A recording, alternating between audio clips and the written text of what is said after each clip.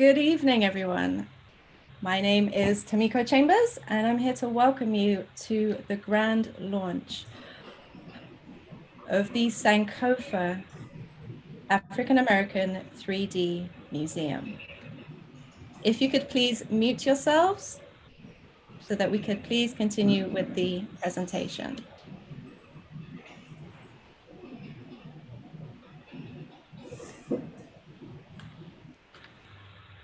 Thank you.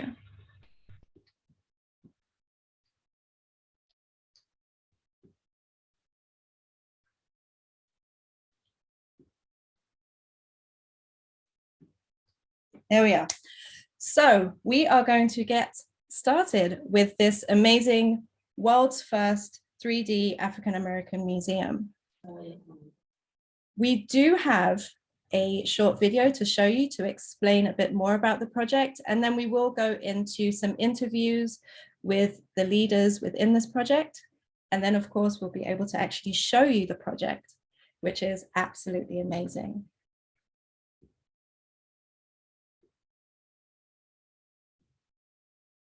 Bear with me one moment, because of course now everything is crashing.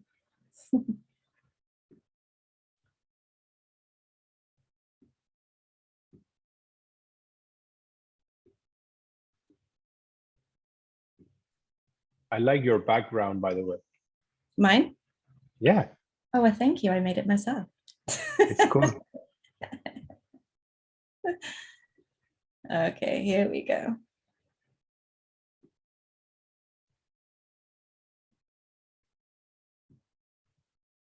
What is happening today?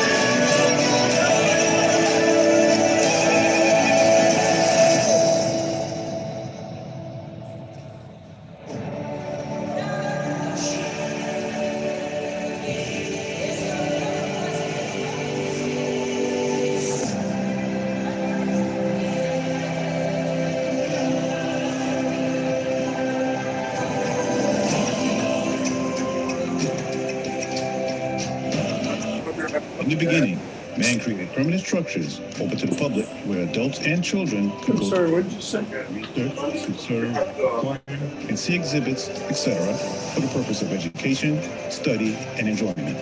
Today, Sankofa African American 3D Museum has raised the standard for going to the museum. The phrase going to the museum will never be the same again.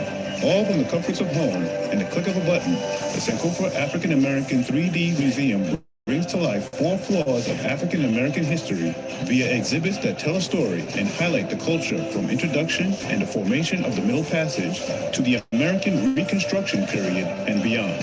From the comfort of home, children and adults of all ages can view the exhibits, enter a theater room, enter a bookstore, purchase items from the gift shop, order from the cafe, view a live radio and TV station that promotes African American history, and finally, view rare collections of historical memorabilia from the 1600s to the 2000s, with the emphasis of New Jersey, Pennsylvania, and New York.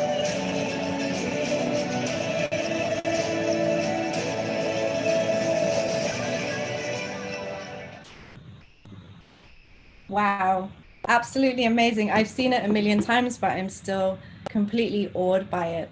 So what you're seeing here is a complete virtual museum. There are 4 floors. You will hear more about how this came about.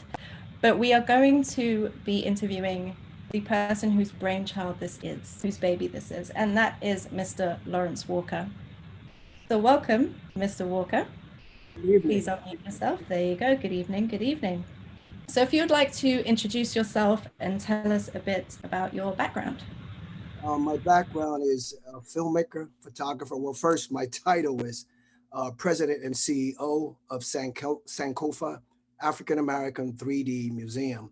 Out of my works over the last 30 to 40 years of researching, photographing, and filming, focusing on African American history within New Jersey, Pennsylvania, and New York. And I've compiled a whole collection dealing with our history, and it's all about keeping our history alive. Amazing. So how did you come up with the vision of Sankofa?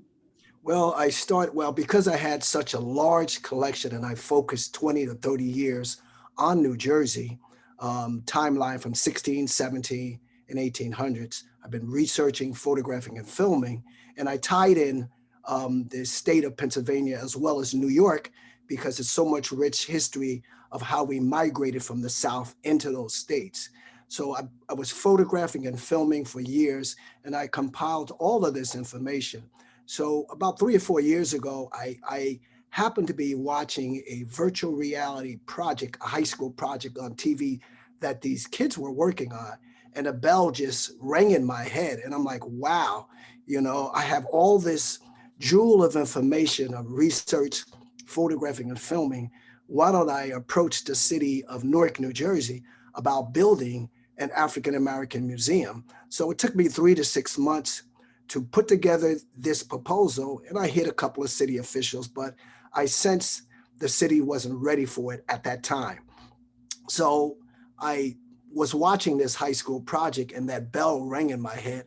And I said, I went about it approaching the city and the state and several people about doing this historic project, because it was always something as a young man, I used to hear people talking about it's time to build an African American museum in the state of New Jersey. So once I saw this high school project, a bell rang in my head, and I said to myself, I went about this project the wrong way. Let me do what these high school kids did. I sketched out an idea for a virtual reality 3D museum using my collection as well as other Black collectors, which you'll see on the 4th floor.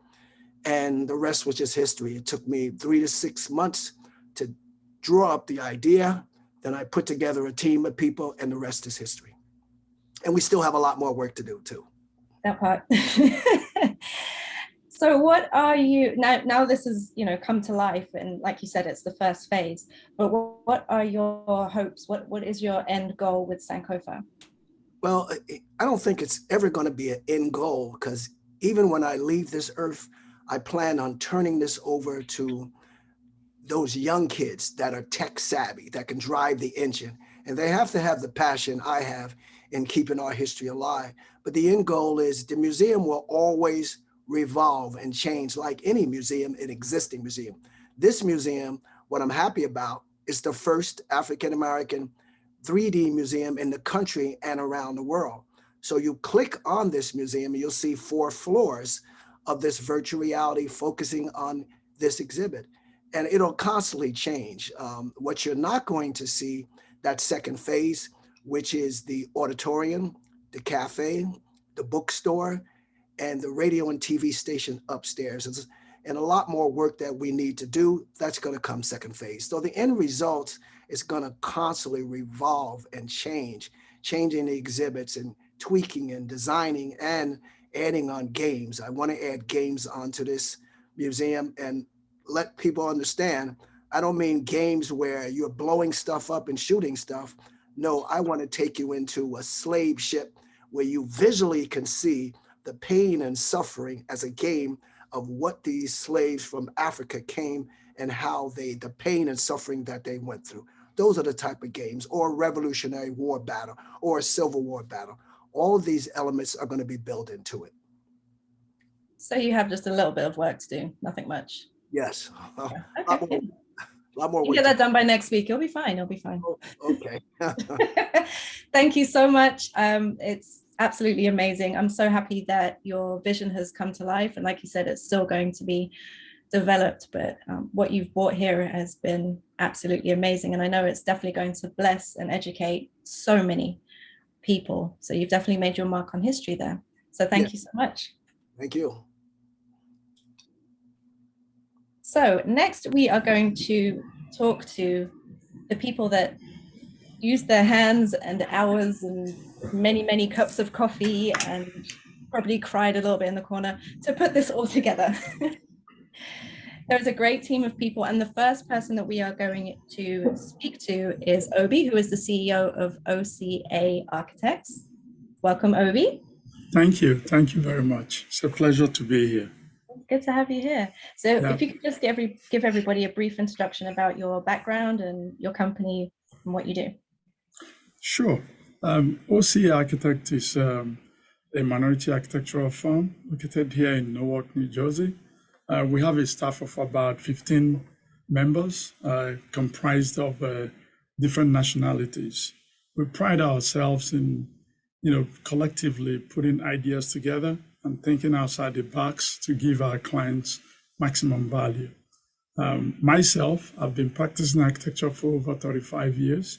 I'm licensed in the state of New Jersey, New York, and Pennsylvania. I sat on the State Board of Architects in New Jersey for 8 years, and I was a president of that board for a year. So the practice of architecture in the state of New Jersey is something that I'm very, very familiar with. I've worked, prior to starting OCA, I worked at a big architectural engineering firms in New York and in New Jersey. So that kind of formulated my ideas and impression about architecture.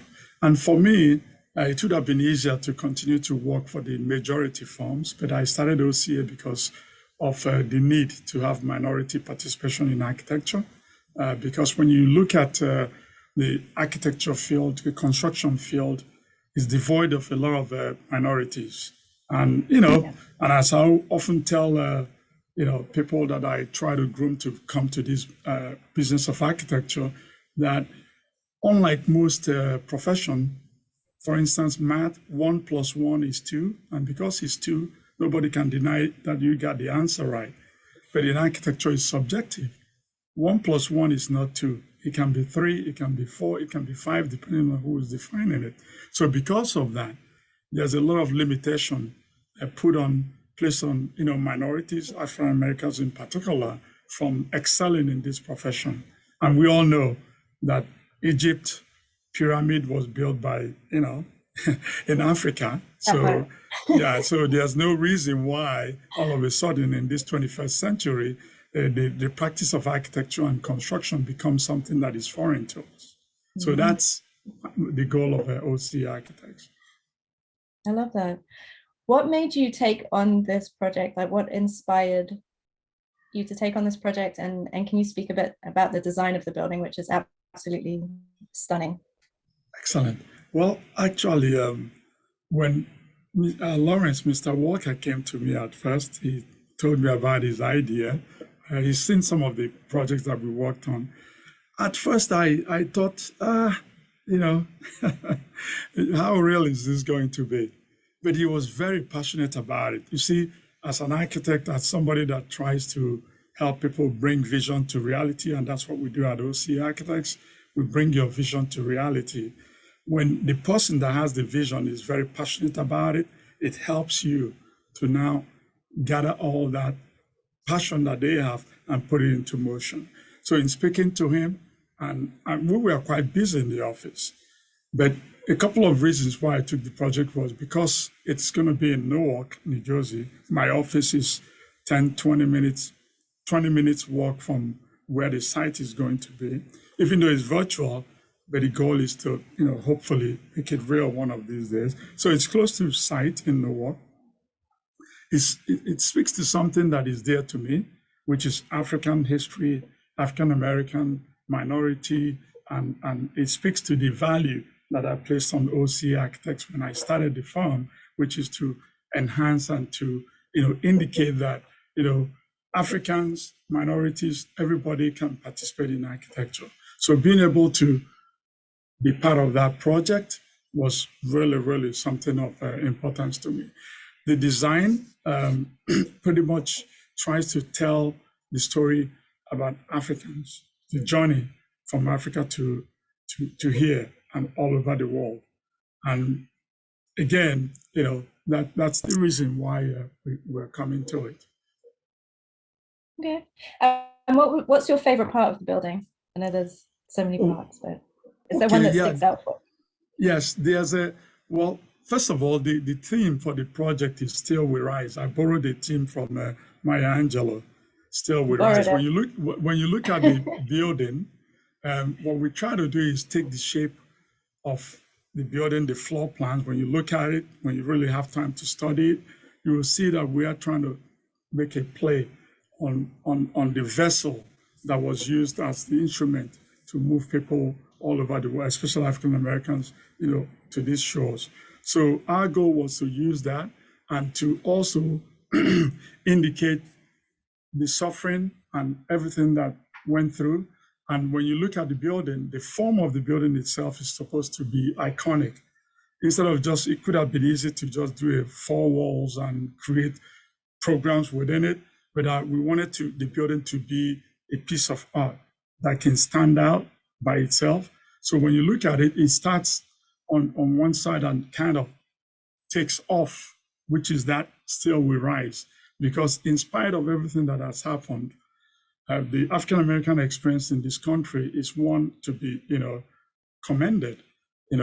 Still rising, still trying to push the envelope, still making progress in spite of all the challenges that's there. So the building captures that. It tries to capture that. The selection of material and the approach to it. When you get inside when we do the phase 2 of it, you get to experience the inside of it, so you can fully grasp the play between the outside and the inside, so that you're in the museum, but you still feel like you're outside and vice versa. So that's really the essence of the project itself. For me, the best part of the project for me is the roof line, because it's not a simple roof line. It's a roof line that, emphasizes that need of a flight taking off, which is, again, tying back to what the theme of the project is, which is Still We Rise, because I think there's a lot in that is very informative. Still we rise. In spite of everything that's happening, we're still rising. So, if any of you have, listened to or read Maya Angelou's poem on this, you will see that that's the spirit that we are trying to capture. And I think you definitely achieved that. It's a stunning building. It's an absolutely stunning building. I really want to see it in real life, though. I need to see that build. Yes, definitely. It needs to happen. Yeah. All right. So thank you so much, Obi. I appreciate it. We are going to move on to Mr. Roger Monroe. Sir.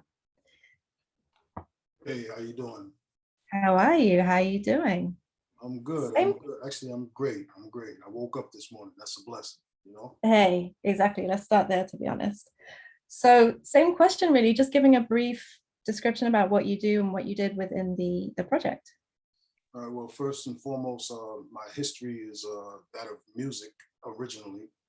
And I've been in the music business for over 32 years. I've been blessed to be a part of several Grammy-nominated projects, as well as over probably $3 million, no, excuse me, $30 million worth of record sales. My team, we've been, what I think what put us on the forefront is the fact that we are technology based. So we took a part in when music went from being analog to going digital. So I guess to go into the next part, well, I started a company called Creative Arts USA, which is a multimedia company. And we do everything from web design to photography, videography, graphics, all of that stuff. And one of my brothers who is in the film industry came to me and he said, I have this gentleman, his name is Lawrence Walker. He said, he needs to talk to you about doing a website for him. And I said, okay, let's talk. So we sat down, we talked. And Mr. Walker will tell you, at first I was like, nah, I really like what you're doing. I don't know if I have the time to do that project right there. And if anybody knows Mr. Walker, he's very persistent. No. And what he wants, what he wants, he usually gets.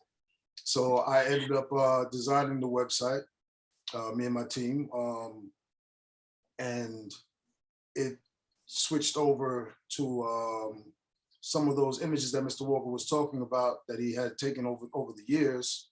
They wanted us to enhance them so that it brought them into a better light for viewing in a 3D museum.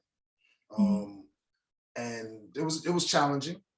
But one thing I will say is Mr. Walker put together a great team, and we were able to work, all of us were able to work together well to make it happen.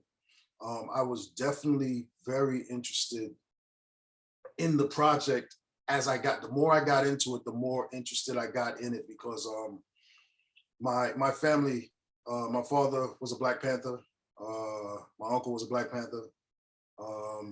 They rolled around with Stokely Carmichael. I remember I still got some of those Stokely Speaks books around here somewhere. You know, I remember going on bus rides to DC for those marches on DC when I was little, you know, and it just took it back for me. So having the opportunity to be a part of something as groundbreaking as this, call it selfish, but it kind of puts me in a position to be on another groundbreaking front, and something that I can tell my grandchildren about, that I was a part of. My great-grandchildren, hopefully I'll be around to see them. You know, my great-great-grandchildren will hear about it. So that's what I was looking at. I get it. Was there any part when you're going through all these photos and stuff, was there any particular one that really struck you, or you were just kind of wowed by or just awed by? Was there anything that happened like that? One of the ones that we kept discussing, Wolfgang and I kept discussing, was the slave ship and how they were actually brought to America. And Wolfgang actually pointed out to me, I'm gonna give you credit, Wolfgang. He pointed out to me the difference in how Europeans depicted African-American slave ship travel compared to what the reality of it actually was. And as you go through the museum, you'll actually see side by side the difference in what that was from what the actual reality. They depicted it to make it seem as though it was a smooth, easy ride, almost cruise ship like, and people were relaxing, enjoying themselves on the way over. Going on vacation. Right, when just chilling. Yeah. When in real life they were actually, you know, bound together in such tight quarters that, you know, it's impossible to even, you know, move an inch without feeling your person next to you or whatever the case may be, and having to be in those positions for the amount of time. Because I mean, if we get on a boat right now and go to Africa, we'll be there in a couple of days. for them, it probably took a couple of months. And to be in that position for that length of time, Yeah, treated the way that they were treated, and then expect to get here and then work. You know, their method was to let only the strong survive, I believe, right? And so that they can have the strongest of the strong. But, you know, I tell people all the time, African American history takes second and third or even fourth place to a lot of other things. You know, if you look at what they say about the Holocaust, the theme is remember the Holocaust, right? When you look at what they say about 9/11, it's never forget. Never forget. Right? But when you look at what they talk about, when they talk about blacks and slavery, it's like the theme is y'all ain't over that yet. It didn't happen. You What are you know, talking like, about? Why are you complaining? A lot of these schools, It's like it happened so long ago. That's what people say. But the something, numbers, which is insane. the numbers of people that died just traveling here is greater than the numbers of people that died in the Holocaust.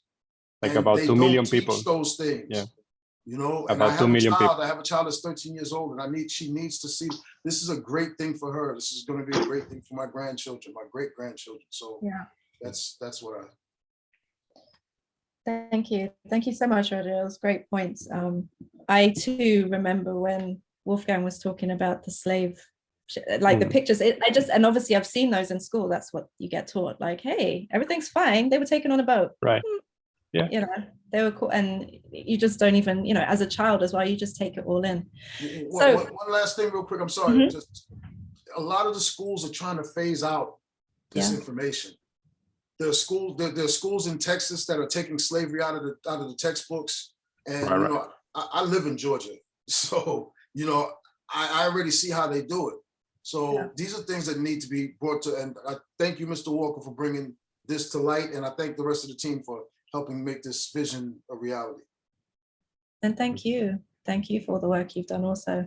Yeah, it's super important now with the whole critical race theory and all these things going on.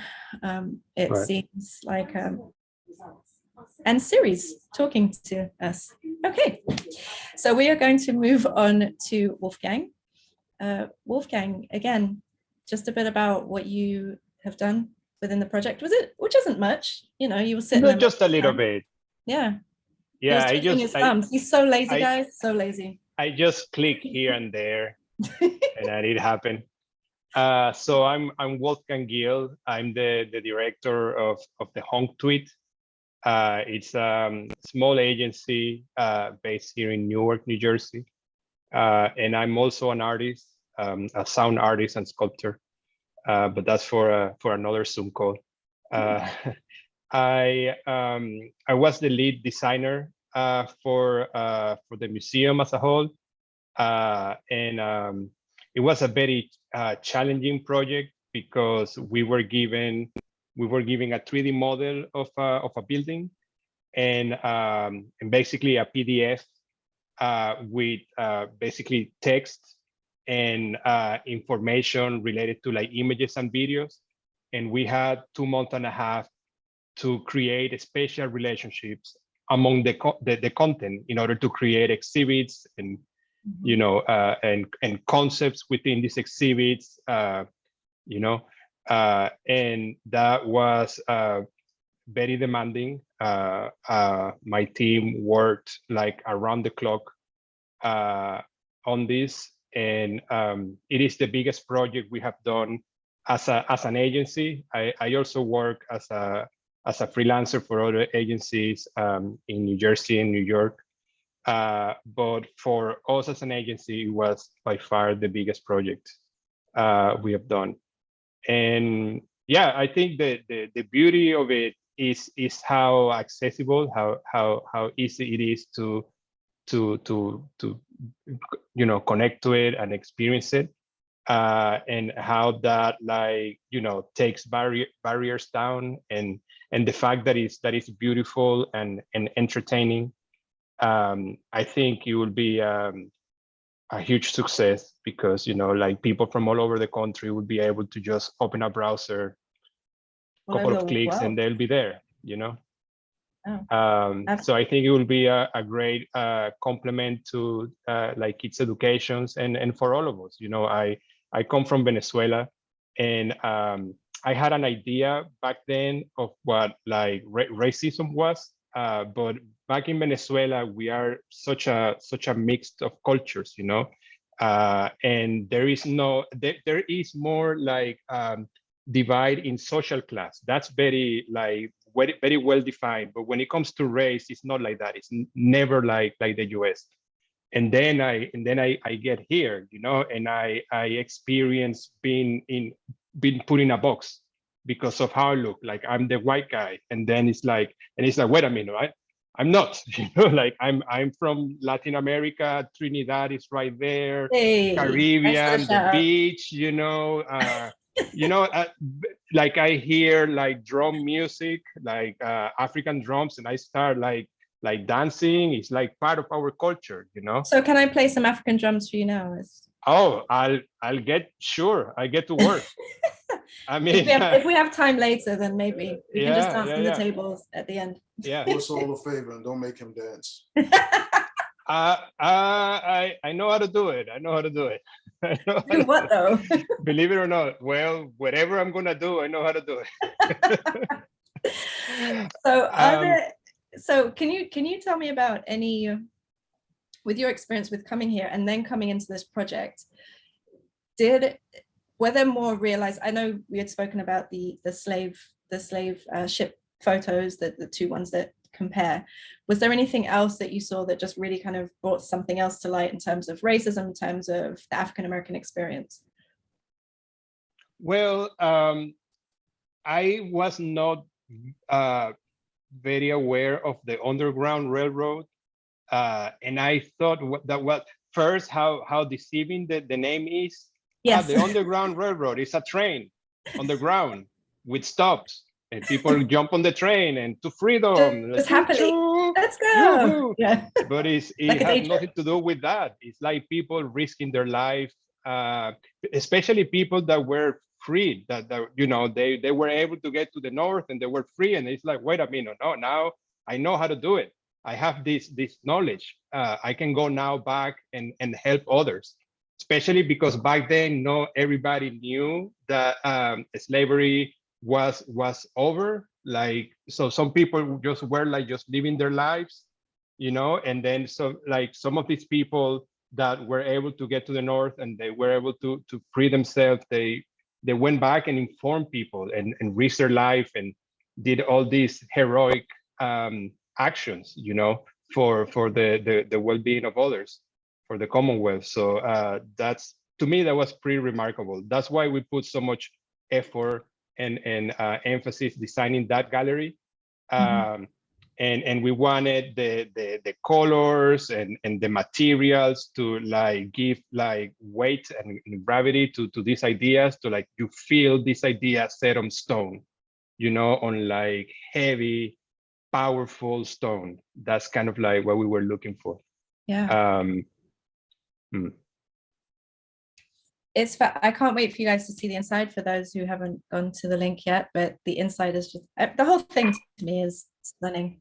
Every time I see it, I see something different, but it's so beautifully done.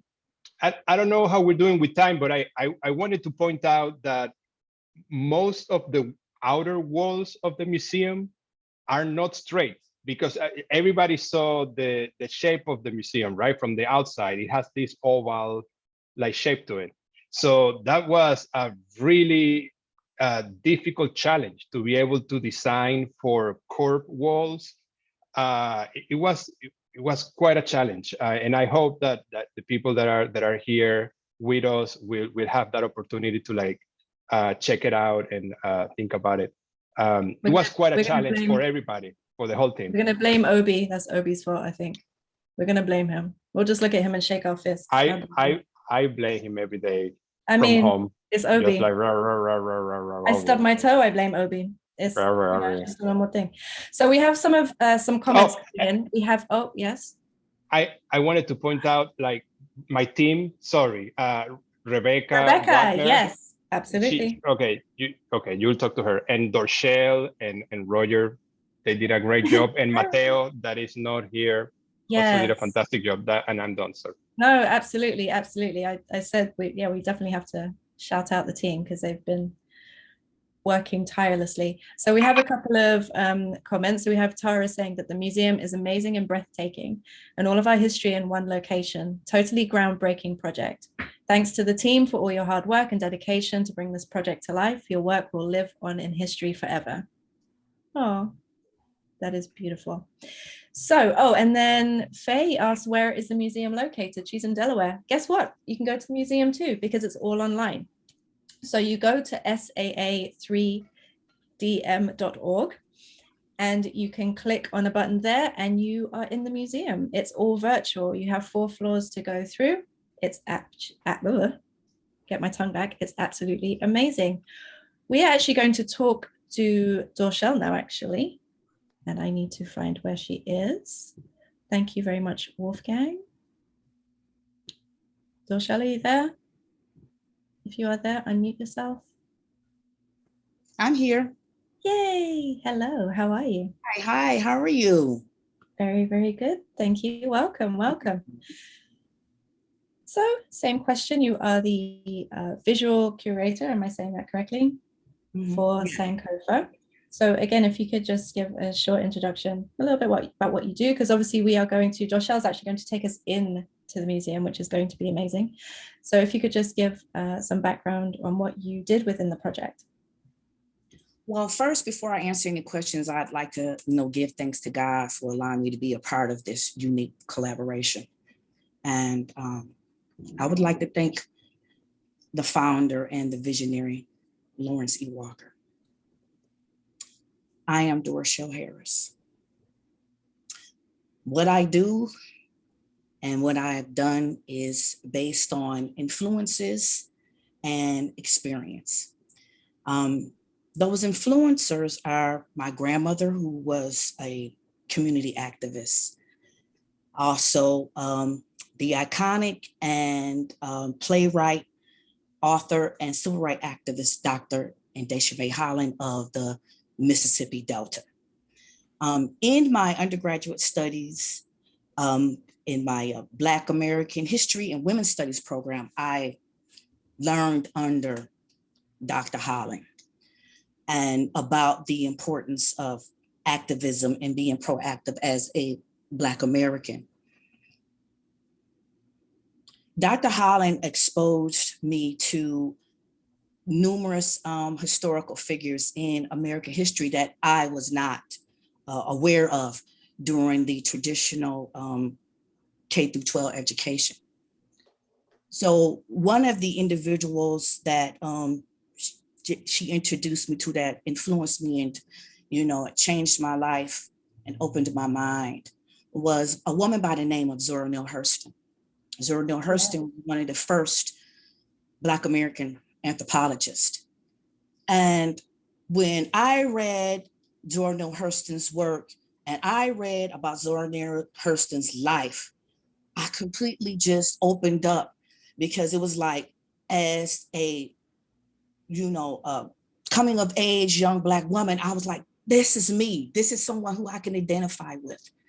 This is, Zora Neale Hurston was someone who was, born in the first incorporated Black town in the United States of America. For what I've done, when I draw from what I've done, is that I have been for the last 30 years an information disseminator to the masses of the world. What that means is a librarian. And I have been really fortunate to exhibit archives and special collections for universities and public libraries and cultural institutions.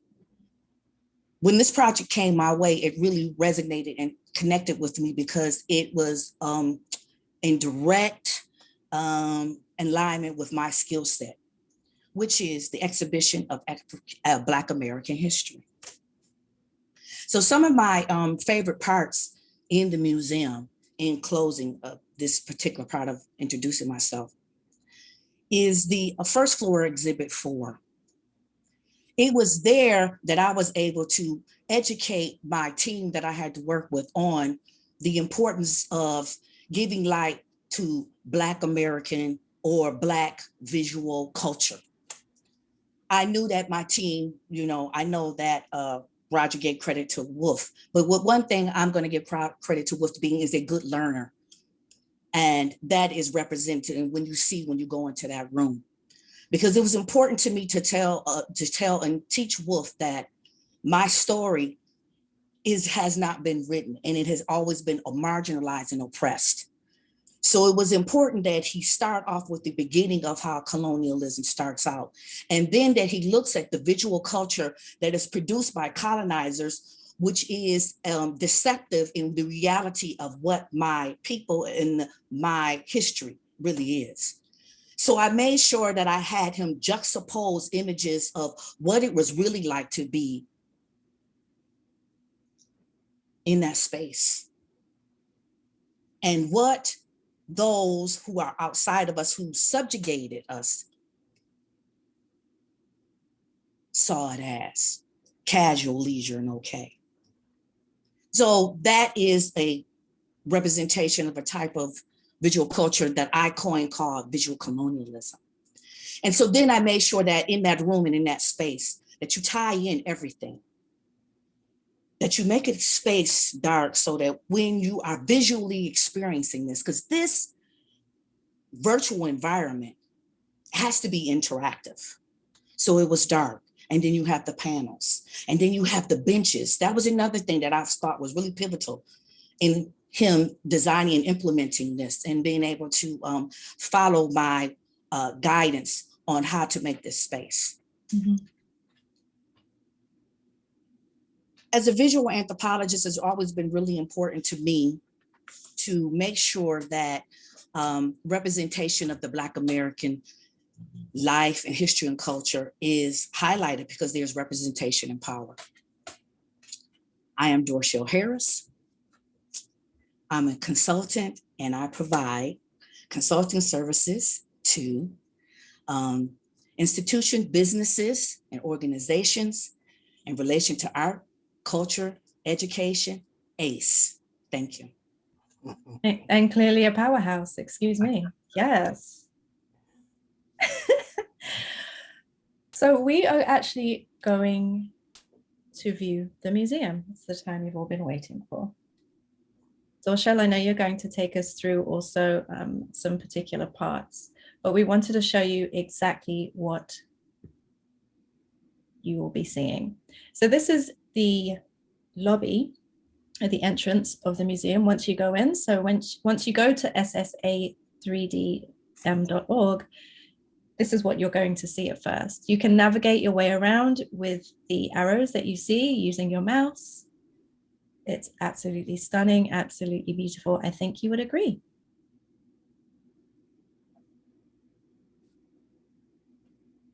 There are various exhibits all over for you to investigate, for you to go around. You can click here, and this is where you would see an enlarged version of the piece that's on the wall there, and it will explain more. There are also other ones where there are videos, I believe, to watch.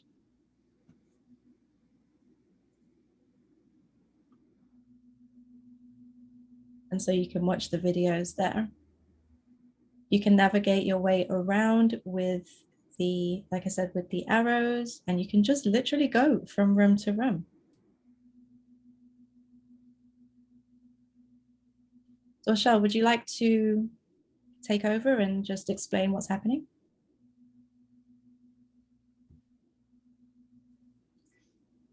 This is of Mr. Lawrence's collection. He did a really wonderful job in collecting visual images and photographs and films from all different sectors and cultures.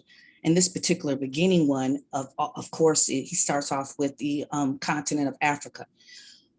It was important for me in that particular exhibit, although we've passed that one now, is that the scale of the size of the continent and map of Africa be representative of its geographical size on this planet. It is the second largest landmass on this planet. But yet in America, it is oftentimes spoken in terms as is as though Africa is a country, and it's not. Africa is a continent. And so we're working with I wanted to make sure that that map and that image of Africa was representative of its physical presence and power on this planet. It is the second largest. It is not a country to be from. It is a continent, which we are all from. That part. Dorchelle, I think you wanted to show Exhibit 6. Yeah, this is transatlantic slave trade. yeah, this one for me was very emotional when working with Wolf. And there was times that I had to take some emotional breaks, and I still get choked up about this particular room because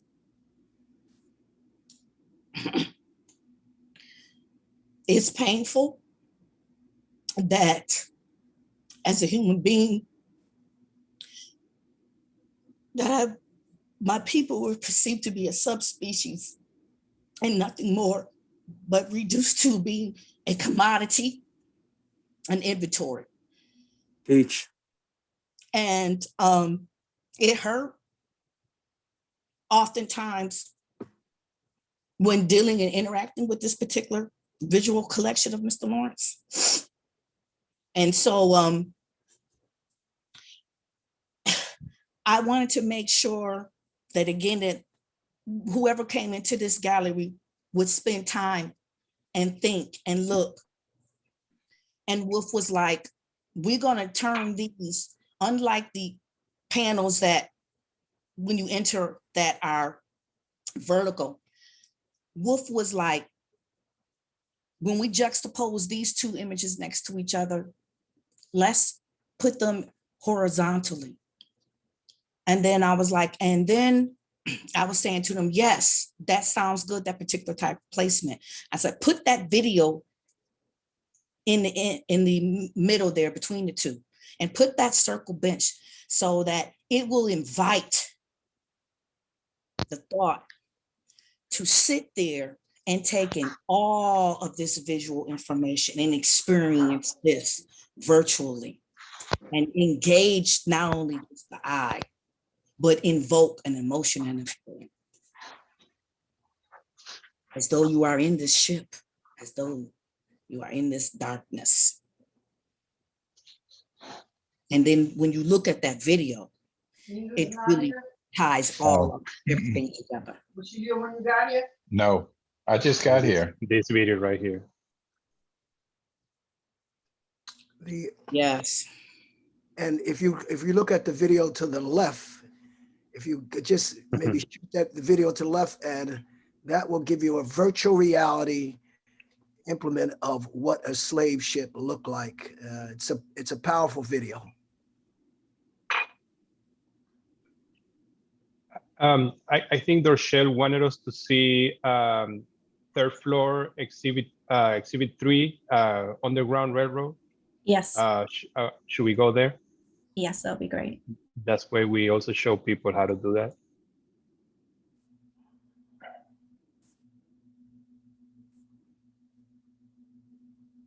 Would you like to explain the process? Yeah.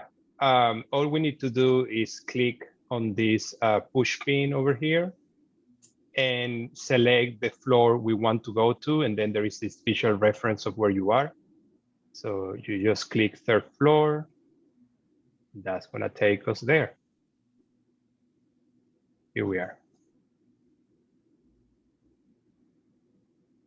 Yeah. Also notice that we have a floor plan here that you can zoom in order to see the exhibit names. So if you found something very interesting on exhibit 1 and you want to go back to it directly, you can just click here and that will take you straight into exhibit 1, for example. But for now, we're gonna go to exhibit 3. So here we are. This is exhibit 2 and we're walking towards exhibit 3.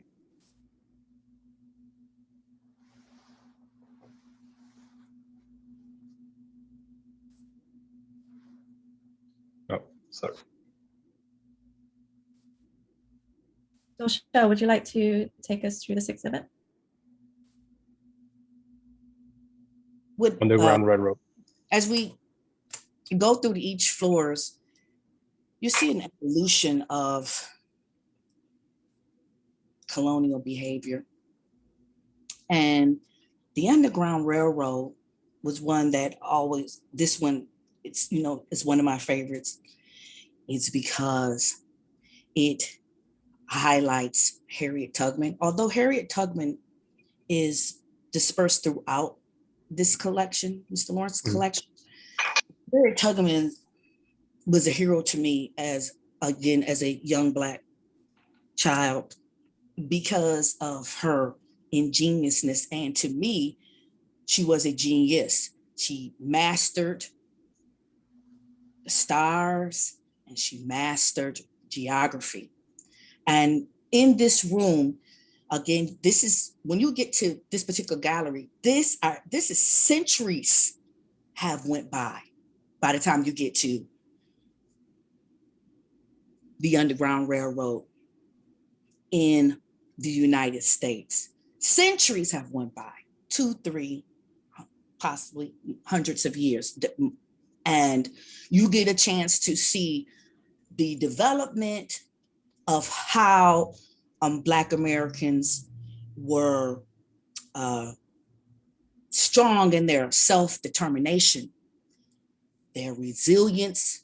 But I always, as a child, looked up to Harriet Tubman for her intellectual capability to be able to read stars and constellations and environment and peat moss and where it is. You could tell where you at by the way where peat moss would grow and rivers, and being able to do all of that, even though she lived under the tyranny of it being illegal for her to be intelligent.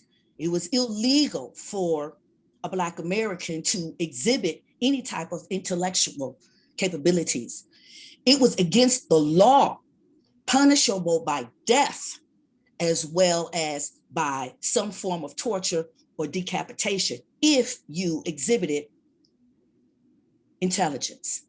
And although educating the Black American with the anti-literacy law, Harriet Tubman defied all that because intelligence was an inalienable right, that those who are outside of her did not understand that it was, you know, the Black Americans' manifest destiny to be self-determined, to exhibit self-determination and resilience and the genius that Harriet Tubman, you know, possessed. And so that's why I just love the Underground Railroad. You get a chance to see, we're going from ships on the first floor to now we in tunnels inside houses, but we're still just self-determined and powerful.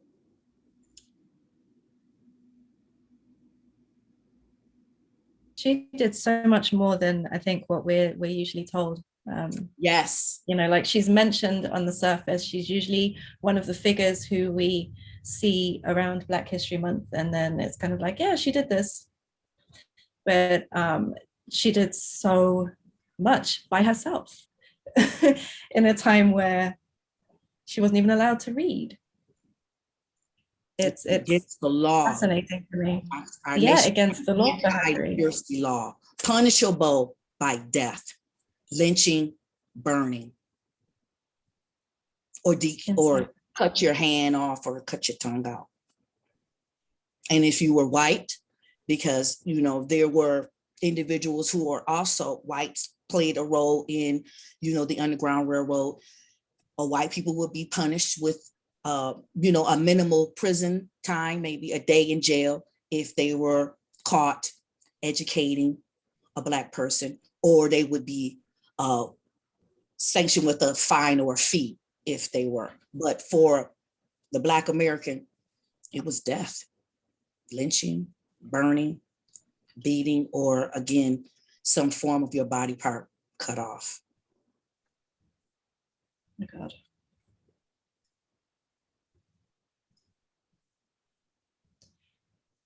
So as There's you a can, famous, oh, sorry, sorry. go ahead. No, go ahead. No, just in reference to what Dorchelle was saying, there is a famous picture here that is a Yes. visual representation of what Dorchelle was talking about. Yes. The scorched back. Mhm. Yeah. You know, in the last few years, there has been, well, I know the New York Public Library did this. They unleashed a lot of archival images to the public. And the scorched back is a popular one that's available out there in public domain. And some of my other ones that I like, are slave receipts and documents. The first time I saw a slave receipt was, I was a librarian in near Anniston, Alabama. And I worked with the Alabama Special Collections. And one day I was going through a file cabinet and I pulled out a receipt, an authentic receipt of the sale of a Black man, young Black man. He sold for top dollar, and I just held it in my hand because it was just like, it was real. This was not a replication. This was an authentic slave receipt.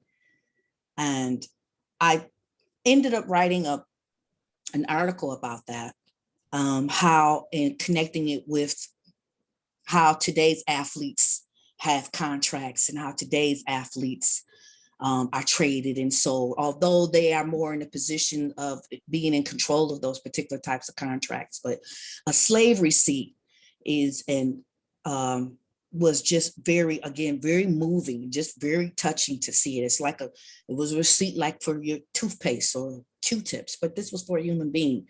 And a young Black man went for a top dollar. And this was someone in Alabama's receipt for the purchase and sale of his slave. Oh my God. I can't imagine holding an authentic one, because you just, it can only bring that. So we're getting so many comments. Sorry, let me read these comments. Can I say something real quick, Tamiko? Yes, you can. Absolutely.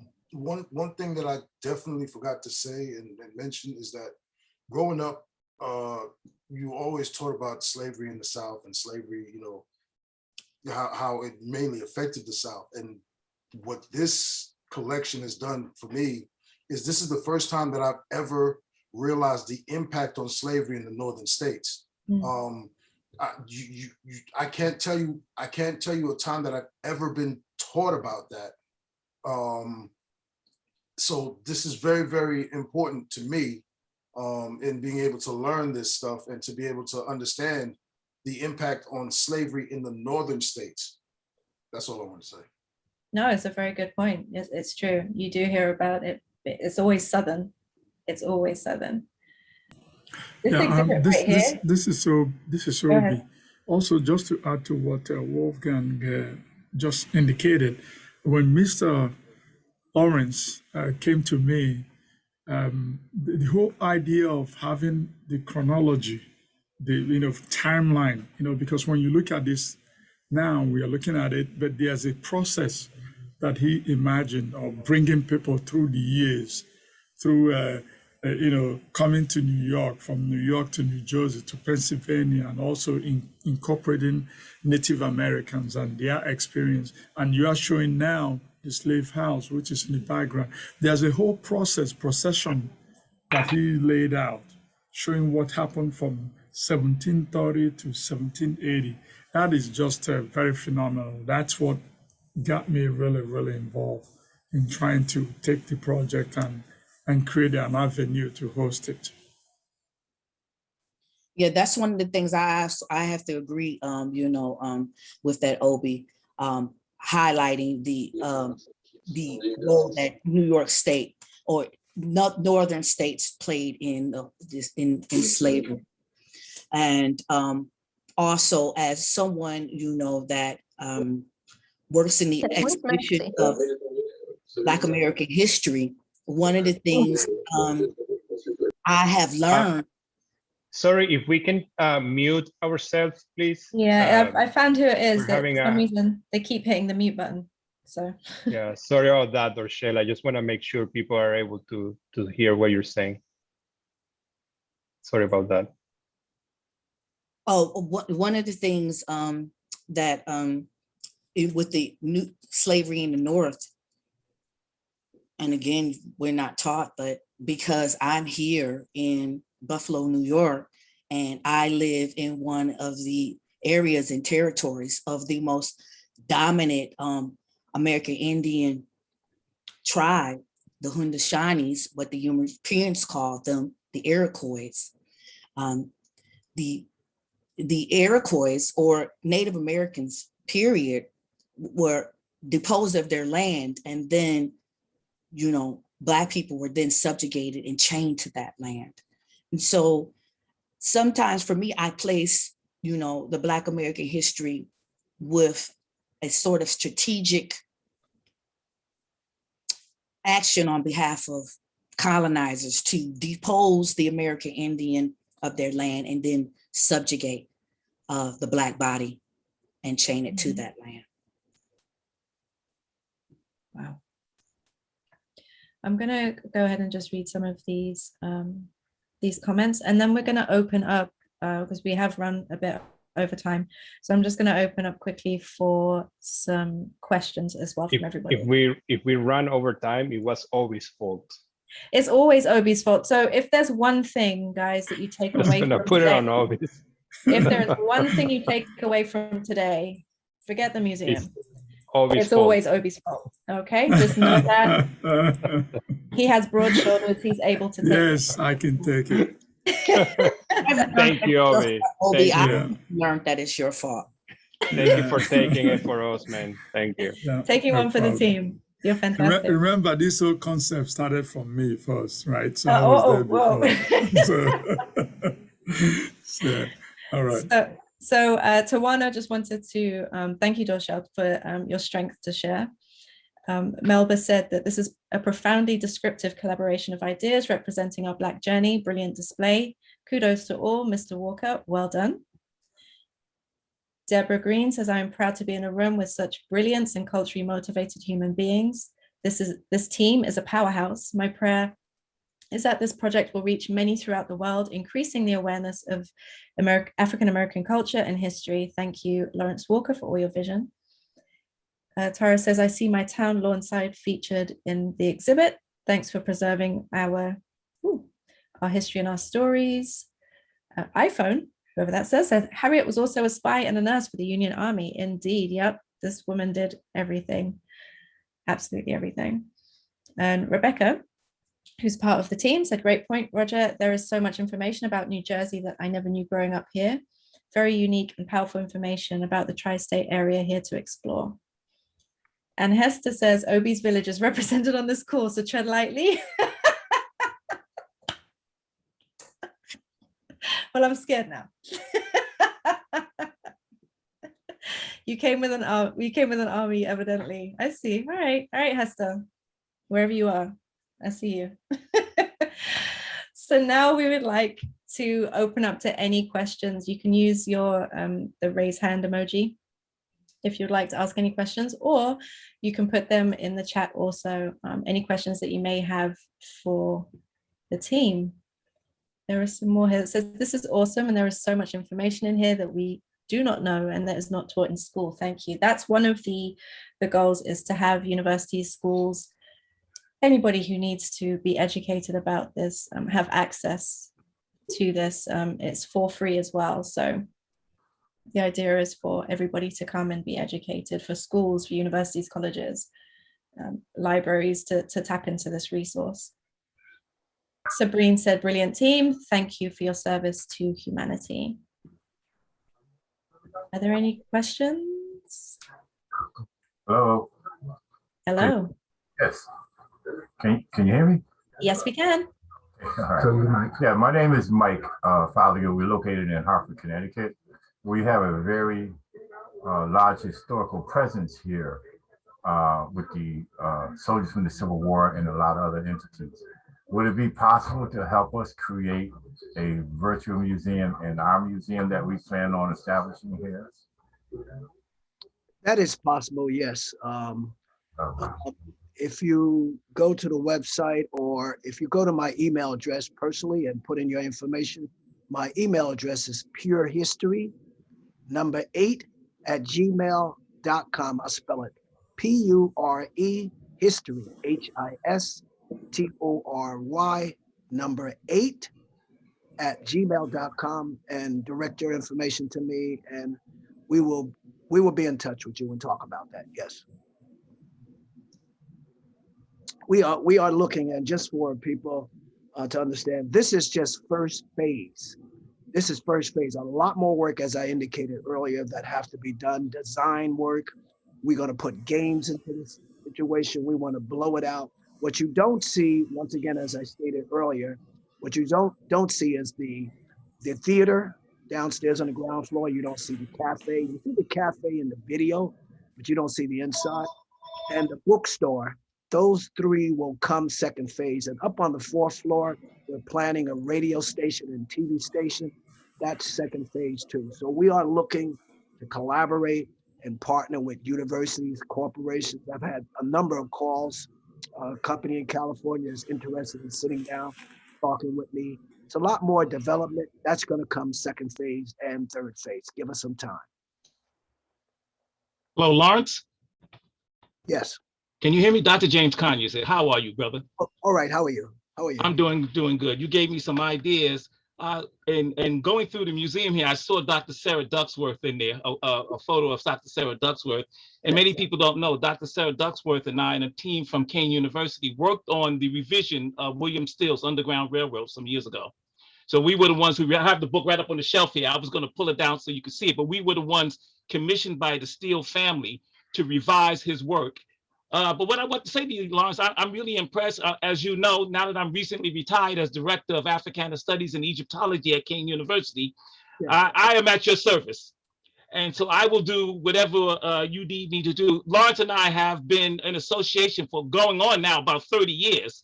Yes. And I cannot tell you how many times I brought Lawrence to Kane University to show his impressive work. And I'm impressed by everything that he's ever done. So when Lawrence called me, I told him that whatever I can do, I can do. Now that I'm free and I'm not dealing with campus politics, Lawrence, and all of the things that you know I've had to deal with in the last 30 years or so, besides my writing, which I'm doing, I am yours. And I have some ideas. I have a bunch. Someone mentioned slave documents. I have a bunch of authentic slave documents here. I have Marcus Garvey papers here, authentic Black Star Line certificates, all kinds of stuff here that you need to come by one day and just take a look at and see what would be helpful. I even have indentured servant papers, the white indentured servants. These are all authentic. Some of them are on vellum. Of course, my sister would know what vellum is. And so one day you and I have to get together. We've been planning on doing this for quite some time anyway. Right. So you and I will have to get together. You'll come by here and take a look at some of this stuff. And I have about 200. This is just my collection. And you can get this online, but I have about 200 of the racist postcards with depictions of African people in all manner of racist forms. And these, as you know, were sent throughout the United States at various points in time. I even have ones that are on leather, the leather ones, which are the real ones. So again, I don't know how difficult it is for you to integrate any of this stuff into the virtual museum. I imagine you have the expertise there. That is very easy to do, but it's all, you have everything that I have, brother. I just want you to know that. Thank you. Thank you. I've known Dr. James Conyer for a long time, and we just connected over the years. But on the fourth floor is a research center. Right. So a lot of your information and a lot of my information is going to be pumped into this. And I know 40 to 50 Black collectors across the country. On the fourth floor, if you go on the fourth floor, you'll see an exhibit called Black Collectors. Right. In there, I'm profiling. Every month, I change the Black collectors where you see their work and all the blood, sweat, and tears of collecting.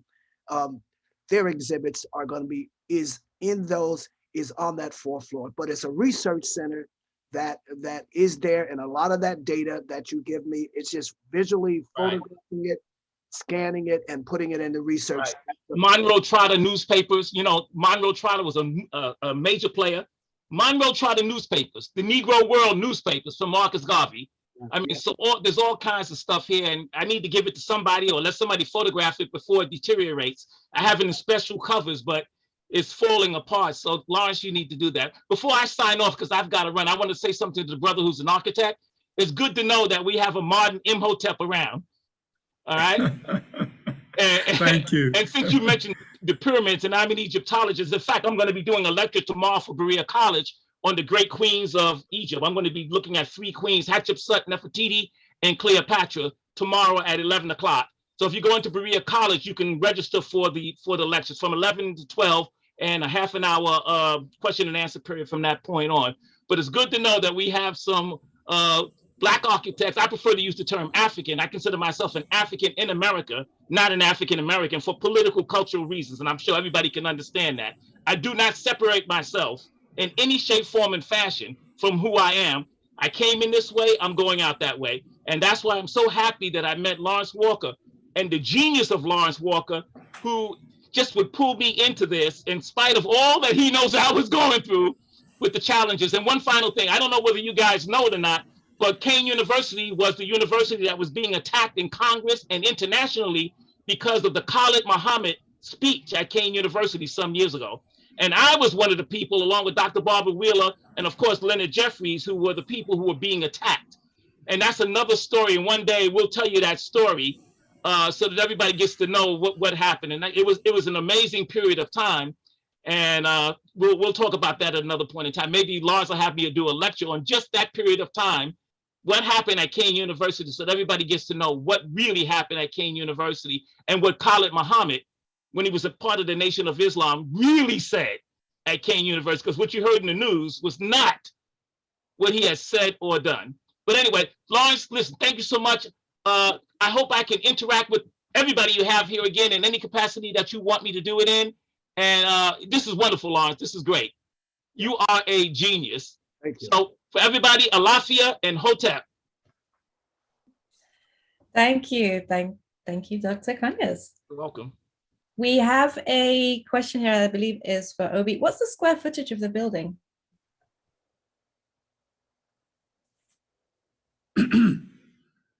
I believe it's about, I'm drawing a blank now.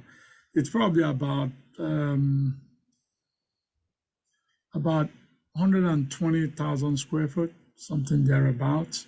Oh, So but you as should- big as my house then, really. Yeah, it's a nice big structure. Yeah. I'd like that, your house. I like that. Yes. Hello, we need to. I like that. I gotta come there. Let me say this, when I envisioned the design, I met up with a realtor in the city of Newark, New Jersey. And right there on the park, Military Park, right on Broad Street, is 3 locations that I was envisioning back in the 90s, where I think if this museum is going to be built, it should be built right there in the city of Newark, New Jersey. And it was 3 locations I was looking at on Broad Street. The one was Military Park. It's a triangle location. It's a park. From what I was told back in the 90s, it's still owned by the city, and the city leases it out to a company to keep the park up. But I felt that was the perfect place to put this museum. And so the 3D version, what you're seeing is downtown Newark Military Park. That's what you're seeing. And if I can get the governor as well as the mayor to sit down and say, let's build this, put it right there at that park, we shall see. But the virtual reality will always be there forever, so don't worry. Oh, we have a comment here from Clinton Bird, who is very impressed by what they're saying. I think we all are, to be honest with you. Someone was asking about the replay of this. It will be available tomorrow on the website. You will be able to see it. And then there will also be excerpts of it on social media as well. So through Cool. Instagram, LinkedIn, things like that. So you will see it there also. Okay. All right. So like I said, we have gone over. If nobody has any more questions, we are going to wrap up. But I just want to take this opportunity to thank everybody for coming and seeing this. And we hope that you make your way over to saa3dm.org to view the museum. You'll see a video, and then just underneath, there's a huge button there, a big green button that you click, and you will be in the museum. So you can take your time and go around and see all the amazing exhibits there. Obviously, knowing this is first phase, there is so much more work that is going to be going into it. So once you've seen it and looked around, please keep coming back just to see the development and what's going on. Those of you that registered on the Splash That website, you will be getting follow-up emails as well. So you will be in our contacts list. So we are able to then contact you and let you know when new exhibits go in and different things and developments that are happening. Thank you, Bill. Bill said, "To God be the glory." Indeed, for sure. All right, so Mr. Walker, are there any last comments or words that you would like to say before we wrap up? Yes, well, once again, I just want everybody to know we assembled a great team that we're going to be moving at some point. We're moving into the second phase, and we're saying to any potential investors, we're looking to sit down with you, collaborate, partner. We're looking to collaborate, partner with schools, as well as universities, libraries, museum. We want to blow this site to the next level and build up on what we've done. We have a lot more work to be done. Walls got to be designed. I want to see people walking around in the museum. It's a lot more work, development of the auditorium where James Conrad, that was just on. I want him to come and speak, other authors to come and speak. The cafe, we're going to work on that, as well as the bookstore and other things that we have to do. But it's a lot more work to be done, and we need your support. Thank you for coming. Thank you very much. Thank you. Thank you. Thank you. Don't forget the Black American Women galleries.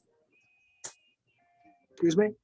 Don't forget the Black American Women gallery. Oh, yeah, that's right. On the second, I forgot about, on the second floor there, once again, you're not going to see the bookstore, the cafe, the auditorium, and the radio and TV station. But on the second floor, it's two exhibits that's still blocked off.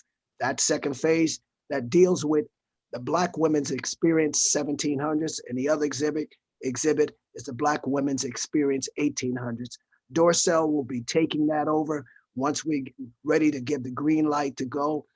You're going to see a lot more content and data going into that and the other exhibits. This museum is going to be built like a regular museum, but it's virtual, online, so we can interchange, work with the Smithsonian, Library of Congress, and other museums and historic societies to take this museum to the next level.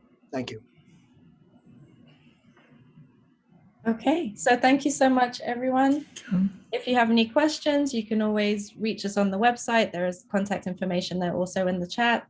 And we look forward to hearing and seeing you in the museum soon. Thank you so much, everyone. Oh, thank you, Tamiko. Much love, everyone.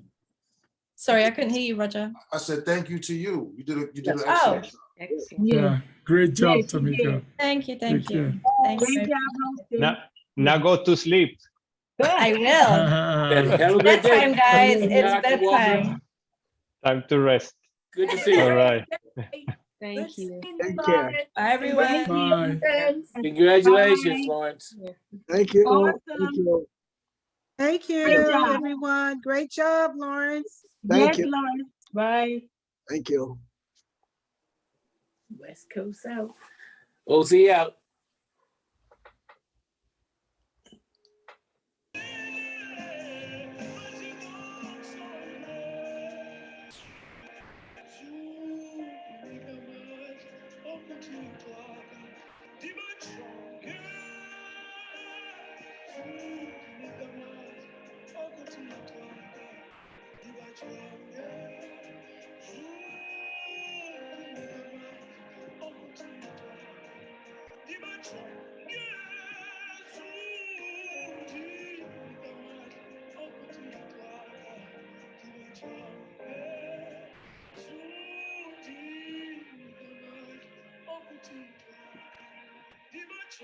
Yes,